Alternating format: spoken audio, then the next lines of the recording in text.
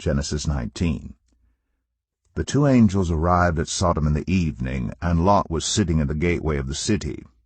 When he saw them, he got up to meet them and bowed down with his face to the ground. "My lords," he said, "please turn aside to your servant's house. You can wash your feet and spend the night, and then go on your way early in the morning." "No," they answered, "we will spend the night in the square."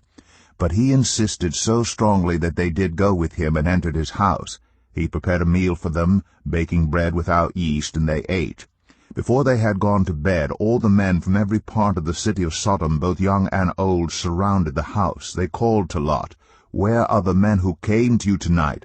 Bring them out to us, so that we can have sex with them." Lot went outside to meet them, and shut the door behind him, and said, "No, my friends, don't do this wicked thing. Look, I have 2 daughters who have never slept with a man. Let me bring them out to you, and you can do what you like with them, but don't do anything to these men, for they have come under the protection of my roof." "Get out of our way," they replied. "This fellow came here as a foreigner, and now he wants to play the judge. We'll treat you worse than them." They kept bringing pressure on Lot and moved forward to break down the door. But the men inside reached out and pulled Lot back into the house and shut the door. Then they struck the men who were at the door of the house, young and old, with blindness, so that they could not find the door. The 2 men said to Lot, "Do you have anyone else here, sons-in-laws, sons or daughters, or anyone else in the city who belongs to you? Get them out of here, because we are going to destroy this place. The outcry to the Lord against its people is so great that he has sent us to destroy it." So Lot went out and spoke to his sons-in-law, who were pledged to marry his daughters. He said, "Hurry and get out of this place, because the Lord is about to destroy the city." But his sons-in-law thought he was joking. With the coming of dawn, the angels urged Lot, saying, "Hurry! Take your wife and your 2 daughters who are here, or you will be swept away when the city is punished." When he hesitated, the men grasped his hand and the hands of his wife and of his 2 daughters, and led them safely out of the city, for the Lord was merciful to them. As soon as they had brought them out, one of them said, "Flee for your lives. Don't look back, and don't stop anywhere in the plain. Flee to the mountains, or you will be swept away." But Lot said to them, "No, my lords, please. Your servant has found favor in your eyes, and you have shown great kindness to me in sparing my life. But I can't flee to the mountains. This disaster will overtake me, and I'll die. Look, here is a town near enough to run to, and it is small. Let me flee to it. It is very small, isn't it? Then my life will be spared." He said to him, "Very well, I will grant this request too. I will not overthrow the town you speak of, but flee there quickly, because I cannot do anything until you reach it." That is why the town was called Zoar.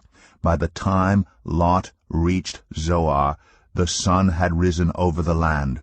Then the Lord rained down burning sulfur on Sodom and Gomorrah from the Lord out of the heavens. Thus he overthrew those cities and the entire plain, destroying all those living in the cities and also the vegetation in the land. But Lot's wife looked back, and she became a pillar of salt. Early the next morning Abraham got up and returned to the place where he had stood before the Lord. He looked down toward Sodom and Gomorrah, toward all the land of the plain, and he saw dense smoke rising from the land, like smoke from a furnace. So when God destroyed the cities of the plain, he remembered Abraham, and he brought Lot out of the catastrophe that overthrew the cities where Lot had lived. Lot and his 2 daughters left Zoar and settled in the mountains, for he was afraid to stay in Zoar. He and his 2 daughters lived in a cave. One day the older daughter said to the younger, "Our father is old, and there is no man around here to give us children, as is the custom all over the earth. Let's get our father to drink wine, and then sleep with him, and preserve our family line through our father."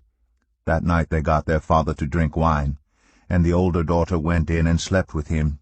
He was not aware of it when she lay down or when she got up. The next day the older daughter said to the younger, "Last night I slept with my father. Let's get him to drink wine again tonight, and you go in and sleep with him, so we can preserve our family line through our father." So they got their father to drink wine that night also. And the younger daughter went in and slept with him. Again he was not aware of it when she lay down, or when she got up. So both of Lot's daughters became pregnant by their father. The older daughter had a son, and she named him Moab. He is the father of the Moabites of today. The younger daughter also had a son, and she named him Ben-Ami.